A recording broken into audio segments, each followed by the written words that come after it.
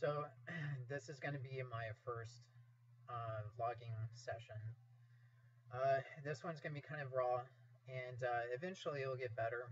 Um, I have some video software that I'm going to end up getting that I'll be able to edit and make it look a little bit better. So over the next, I would say maybe a few sessions to maybe probably a month or so.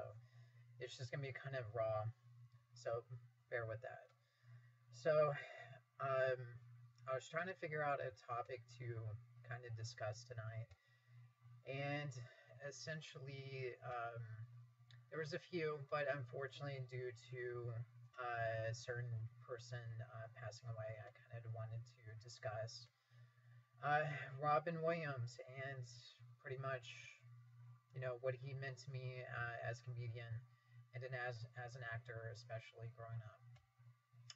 So again, you don't have to watch this. This is just going to be something short, but to be honest, this is one of those celebrity deaths that I was very unexpected. Uh, over the past 8, 9 months, there's been a lot of celebrity deaths, and you had Paul Walker and Philip Seymour Hoffman. Uh, kind of going back to the celebrity deaths, I know people are going to be asking, well, what about everything else that happens in everyday life? You have the Ebola virus, and you have people dying in children in Honduras and stuff like that. And I understand that, but I think the reason why celebrity deaths are actually that more shocking is because these are people that you see, um, you know, and they portray somebody that you fell in love with. Whether maybe it was time in your life, or maybe when you're a kid, it's the nostalgic factor.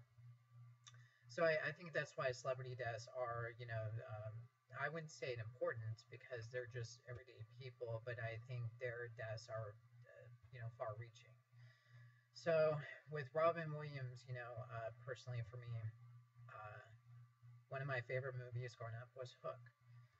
I mean, I don't think there's much to say about Hook. I think it allowed me to know about Peter Pan, Peter Pan, and I can't think of a better actor to portray Peter than Robin Williams. Robin's career is pretty interesting. I was too young for Mork and Mindy. And I mean, I got to see some of the, when it was in syndication and stuff like that, but I never actually got to truly see him until I think it was actually a Hook, and maybe even just a little bit before that with Dead Poets Society. Um, One of my favorite movies, Patch Adams, I think is when I really fell in love with him, just as an actor. Um, and back in the early 2000s, he really started taking a serious turn as far as his roles. Uh, and I just, like I said, it's pretty interesting just to see this progression, with him, with how he was, he was always a comedian, but to see him take that dramatic flair was pretty interesting. But again, this kind of hits another level, which is unfortunately suicide. I've had friends, and we've all had friends and family members that more than likely have either committed suicide or know somebody that has.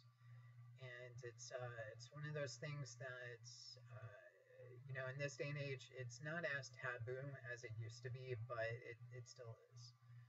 Um, I would, just from personal experience, I have made it a goal of mine to, smile and honestly be as goofy as I can to pretty much everybody that I know, because you don't know, what that person is feeling at any given time. I mean, they can portray something, but, inside they could be just somebody else, and they could be having a hard time. So, the only thing I can honestly tell you to do is literally, a stranger that passes you by, instead of leaving a negative comment or having a negative comment, smile or anything, just to let that person know that, or feel that they exist. That's all that matters. So, again, again, this is going to be just kind of raw and everything, so this is kind of unscripted. I think next time I'll probably have a little bit more scripted. But if there's anything that you want me to, talk about, topics or questions that you have, about me or life in general or anything, just kind of give me a message or comments and let me know. All right, well, I'm signing out. This is my first one, so hopefully you guys will go easy on me. So.